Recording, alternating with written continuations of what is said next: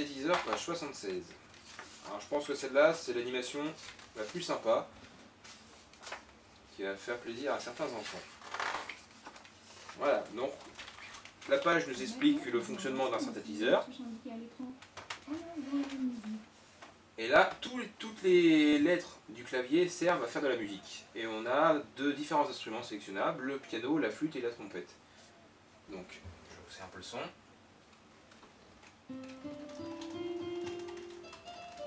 Voilà, donc l'enfant s'amusera à faire de la musique avec son encyclopédie. Je trouve que c'est vraiment bien sympa quoi, comme animation. Ensuite, nous avons la voiture, page 91. Voilà, quand la caméra arrive à détecter les pages, ça va plutôt vite au niveau de la reconnaissance. Il faut vraiment bien la positionner au début. Alors, page 91, la voiture. Est-ce qu'il la détecte?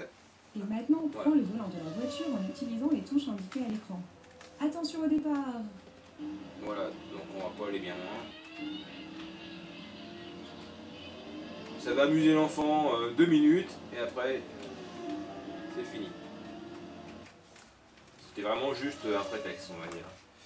Ensuite, le train, page 98. Et maintenant, on prend le volant de la voiture en utilisant les touches indiquées à l'écran. Attention au départ. Page 98. Hop, un train qui arrive. Et qu'est-ce qu'on fait?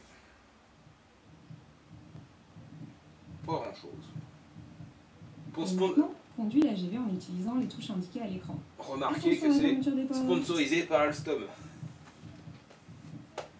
Donc là en fait, il y a plusieurs choix, on avance ou on change de voie.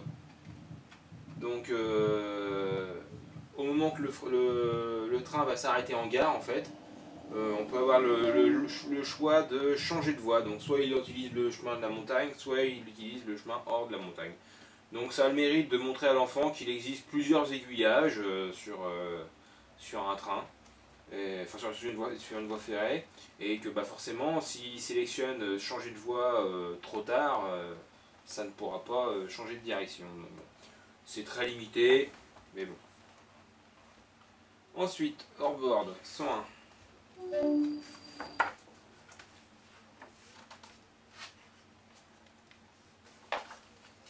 Alors, voilà, hors-board.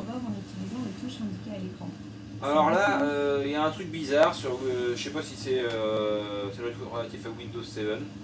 La mer, elle est plutôt gris-marron. Hein. Là, c'est une mer du Pas-de-Calais ou de Normandie.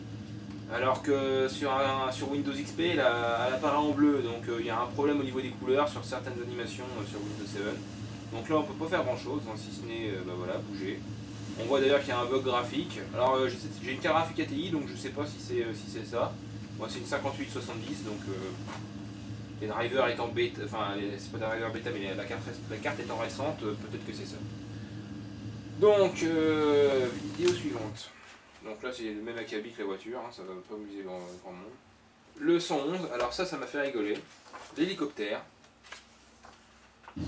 Je suppose que si vous regardez cette vidéo, vous avez été voir le site principal, enfin le site de l'éditeur, où qui vous montre un gamin qui joue avec un hélicoptère et qui le pose dans sa main, etc. C'est bien parce que c'est mensonger cette vidéo. Ça ne marche pas.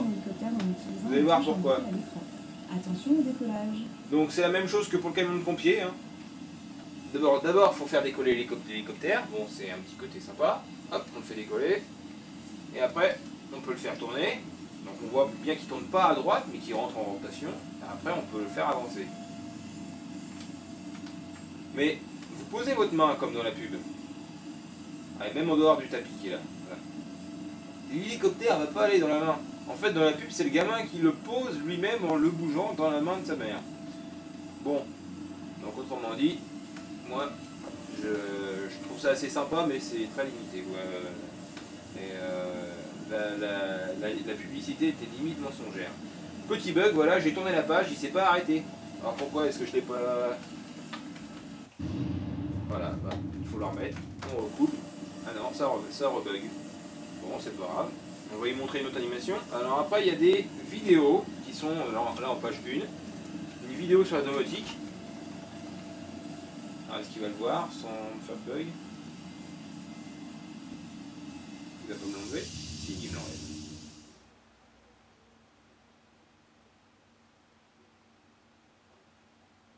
Et hop, je lance le film sur la domotique.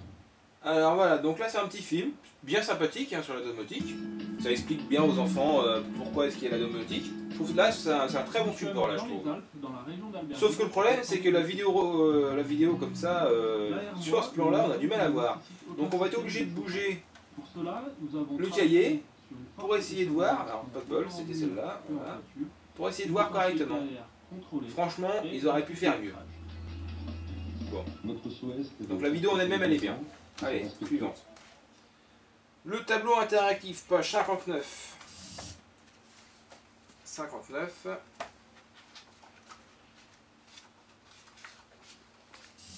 Voilà, donc expliquer aux enfants à quoi sert un tableau interactif. Donc là, ils ont mis en scène en fait un instituteur ou un représentant de la société qui commercialise ça. Un tableau interactif, c'est une grande tablette graphique qui est connectée à un ordinateur, voilà, reliée à un vidéoprojecteur. C'est sympathique aussi. Tout le contenu multimédia. En plus, l'enfance pourra se replacer directement dans son contexte d'écolier. C'est un contexte qu'il côtoie tous les jours. Ça va peut-être le captiver. Ensuite, le robot trailer, page 86.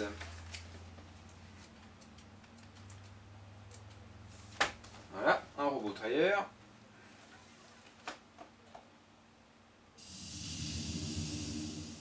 Et donc là, en fait, il va montrer une vidéo sur comment on fait pour faire la traite d'une vache.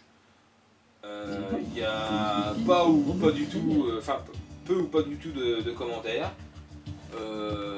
C'est en grande majorité une animation 3D. Après, on nous montre des vidéos de la machine en action. Bon. Heureusement qu'il y a des commentaires sur le livre pour expliquer. Ensuite, la navette spatiale en page 113.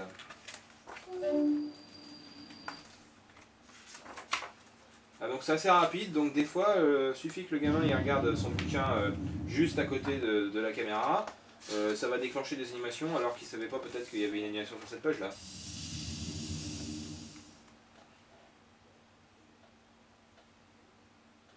Voilà, et là ça fait la même chose. On lance le film sur la navette spatiale.